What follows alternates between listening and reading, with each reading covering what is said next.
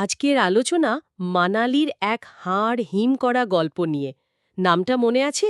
মানালির হিম শীতল প্রত্যাবর্তন। হ্যাঁ, গল্পটা বেশ ভয়ের। আমরা আজ এর গভীরে যাব। আমাদের কাছে গল্পের কিছু অংশ আছে।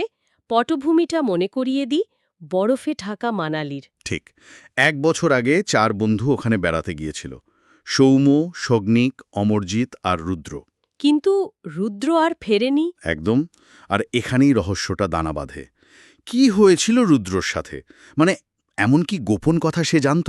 হতে পারে কোনো আর্থিক দুর্নীতি বা বন্ধুদের মধ্যেই কোনো বিশ্বাসঘাতকতা। সেটাই। আর সবচেয়ে বড় প্রশ্ন, 1 বছর পর বাকি 3জন কেন আবার ওই একই জায়গায় ফিরে এলো, যেখানে এত খারাপ একটা ঘটনা ঘটেছিল? হুম, এই গভীর আলোচনাতেই আমরা এই প্রশ্নগুলোর উত্তর খুঁজব। ডুব দেব অপরাধবোধ, রহস্য আর এক শীতল প্রতিশোধের গল্পে। চলুন শুরু করা যাক। আচ্ছা, শুরুটা তাহলে 1 বছর আগের ঘটনা দিয়ে করি। হ্যাঁ, সেটাই ভালো। মানালির কাছে সোল্যাং ভ্যালি, একটা খাদের ধার। সেখানে ওই 4 বন্ধুর মধ্যে বেশ তর্কাতর্কি চলছিল। শোনা যায় রুদ্র নাকি তখন একটু ড্রিঙ্ক করেছিল। হ্যাঁ, সম্ভবত মদ্যপ ছিল, বেশ উত্তেজিত। কথা কাটাকাটির মধ্যেই একটা ধাক্কা। ধাক্কা মানে ইচ্ছাকৃত নাকি দুর্ঘটনা? সেটাই তো স্পষ্ট নয়। মানে কেউ বলেনি কিছু, শুধু রুদ্রর একটা চিৎকার শোনা গিয়েছিল। তারপর সব শান্ত। আর বরফ? বরফ তো পড়েই চলেছিল, সব ঢেকে দিল। রুদ্রর দেহ আর খুঁজেই পাওয়া গেল না। আর পুলিশ, ওরা কি বলল? প্রাথমিক তদন্তে তো মনে হয়েছিল দুর্ঘটনাই। বরফের জন্য প্রমাণও তেমন মেলেনি। তো পুলিশ কেসটা বন্ধ করে দেয়।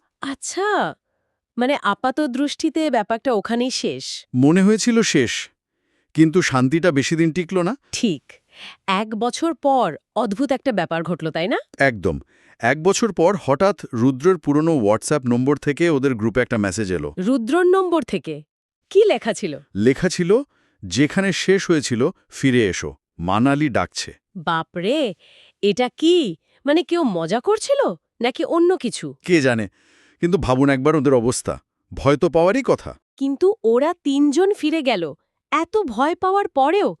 এটা কি শুধু অপরাধবোধ? বলা কঠিন। হয়তো অপরাধবোধ, বা হয়তো ওই মেসেজটাই ওদের একরকম টেনে নিয়ে গেল। ওরা সেই একই গেস্ট হাউসে উঠেছিল। হ্যাঁ, সেই একই গেস্ট হাউস। চারিদিকে পাইন বন, কনকনে ঠান্ডা। আর প্রথম রাতেই মানে অদ্ভুত ঘটনা শুরু। কি রকম? রাত তখন 2:14। 3জনের ঘরের দরজায় প্রচণ্ড জোরে ধাক্কা। দরজা খুলে দেখল কেউ নেই। কেউ নেই, কিন্তু বারান্দায় ভেজা খালি পায়ের ছাপ। সোজা দরজা পর্যন্ত এসে থেমে গেছে। থেমে গেছে মানে ফেরার ছাপ নেই? না, কোনো ফেরার চিহ্ন নেই, যেন কেউ ওখানেই মিলিয়ে গেছে। ওহ, গা ছমছমে ব্যাপার তো।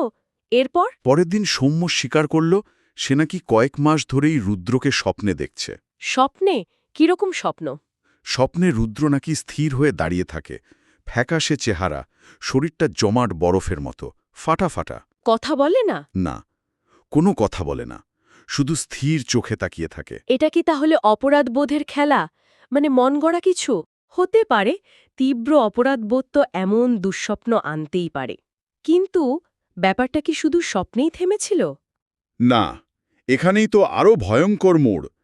অমরজিতের একটা গোপ্রো ক্যামেরা সারা রাত চালু ছিল। তাতে কিছু ধরা পড়েছে? হ্যাঁ, ফুটেজে দেখা গেল রাত 2:17 ওদের ঘরে একটা ছায়ামূর্তি ঢোকে। খালি গা, শরীর ভেজা, চামড়া নীলছে। ছায়ামূর্তি? হ্যাঁ, মূর্তিটা জানালার পাশে দাঁড়িয়েছিল। প্রায় 47 মিনিট ধরে ঘুমন্ত বন্ধুদের দিকে তাকিয়েছিল। 47 মিনিট? এটা তো শুধু স্বপ্ন বা মনের ভুল হতে পারে না। এটা এটা যেন নজর রাখা। উফ! আতঙ্ক তো বাড়বেই। সেই রাতে অমরজিৎ ঠিক করল ভয় কাটাবে। ওরা গেল সেই খাদের কাছে, আগুন জ্বালালো। সেখানেও কিছু ঘটল? সগ্নিক দেখতে পেল জঙ্গলের দিক থেকে খালি পায়ের ছাপ আগুনের দিকে এগিয়ে এসেছে, কিন্তু এবারও ফেরার ছাপ নেই। আবার ওই পায়ের ছাপ? হ্যাঁ, আর অমরজিৎ যখন ভূতের অস্তিত্ব নিয়ে একটু ব্যঙ্গ করছিল, ঠিক তখনই আগুনটা দপ করে অনেকটা জ্বলে উঠল। আর সেই আলোয়? সেই আলোয় গাছের সারির মধ্যে ওরা স্পষ্ট রুদ্রর ছায়া দেখতে পেল, স্থির, ফ্যাকাশে। ব্যঙ্গ করার মুহূর্তেই যেন একটা জবাব এলো। পরের দিন অমরজিতের কি হলো? পরের দিন সকালে অমরজিতের দেহ পাওয়া গেল, ঠান্ডায় জমে গেছে, কোথায়? একটা পাইন গাছের গায়ে হেলান দেওয়া অবস্থায়, দুটো হাত বরফের মধ্যে গাঁথা, মুখে মুখে তীব্র আতঙ্কের ছাপ। শুধু ঠান্ডায় মৃত্যু? না, সেটাই তো ভয়ের। ওর শরীরের সব হাড় ভাঙা ছিল। ঠান্ডায় জমে মৃত্যু এক জিনিস, কিন্তু এভাবে সব হাড় ভাঙা, এটা স্বাভাবিক নয়। একদমই না।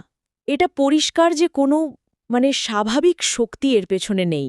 এরপর তো শগ্নিকের পালা। হ্যাঁ, শগ্নিক প্রচণ্ড ভয় পেয়ে গিয়েছিল। রাতে নিজের ঘরে দরজা বন্ধ করেছিল। সে কি করল? বাথরুমের আয়নায় বাষ্প জমেছিল, তাতে লিখল, রুদ্র, আমি ইচ্ছে করে করিনি। ক্ষমা চাইল? হ্যাঁ, কিন্তু কিছুক্ষণ পর আয়নাটা আবার ঝাপসা হলো, আর তাতে নিজে থেকেই লেখাও ভেসে উঠল, কিন্তু আমি করেছি। ও খোদায়া! সরাসরি উত্তর। এবার তো আর ছায়া বা স্বপ্ন নয়, একেবারে স্পষ্ট বার্তা। হ্যাঁ, সকালে শগ্নিকের ঘর খালি পাওয়া গেল, দরজা ভেতর থেকে বন্ধ। কিন্তু সে গেল কোথায়? জানালাটা ভাঙা ছিল, আর বিছানার নিচ থেকে রক্তাক্ত পায়ের ছাপ শুরু হয়ে মেঝেতে গিয়ে মিলিয়ে গেছে। শগ্নিকও উধাও। তাহলে শুধু সৌম্য বাকি রইল। ওর কি হলো? সে প্রায় পাগলের মতো হয়ে গেছিল। দৌড়ে গেল সেই খাদের ধারে, যেখানে সব কিছুর শুরু। ক্ষমা চাইতে? হ্যাঁ, চিৎকার করে ক্ষমা চাইছিল। আর তখনই সে রুদ্রকে সামনে দেখতে পেল। রুদ্রকে? কেমন দেখতে?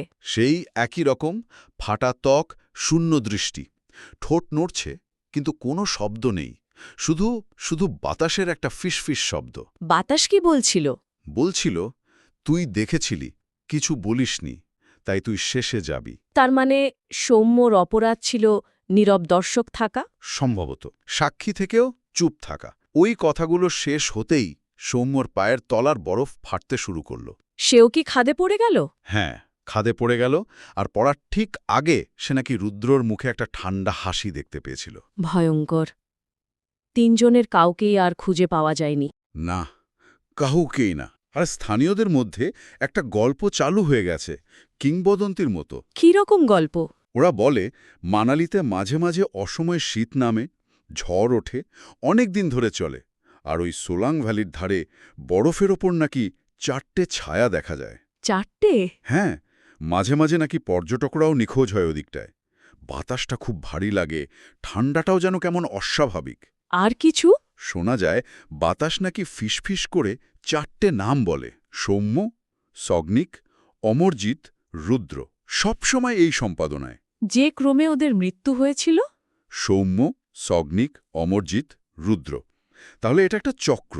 অপরাধবোধ, গোপন রাখা সত্যি, অতিপ্রাকৃত প্রতিশোধ, আর শেষে বন্ধুদের এই ভয়ঙ্কর পরিণতি। গল্পের শেষ লাইনটা কিন্তু খুব ভাবায়, কারণ চতুর্থজন ফিরে এসেছে এবং সে আর একা নয়। হ্যাঁ, এই লাইনটার মানে কি হতে পারে? রুদ্র কি একা ফেরেনি? মানে, সে কি এখন অন্য কিছুর অংশ? সেটাই তো রহস্য। নাকি 3 বন্ধুর তীব্র অপরাধবোধ, ওই ভয়, ওই নেতিবাচক আবেগগুলোই মানালির ওই ঠান্ডায় জমে থাকা পরিবেশে রুদ্রের প্রতিশোধকে আরও বাস্তব, আরও ভয়ঙ্কর করে তুলেছিল? এটাও একটা ভাবনার বিষয়। গভীর নেতিবাচক আবেগ কি সত্যিই কোনো জায়গার উপর এমন দীর্ঘস্থায়ী বাস্তব প্রভাব ফেলতে পারে? এই প্রশ্নটা মনে হয় থেকেই যায়।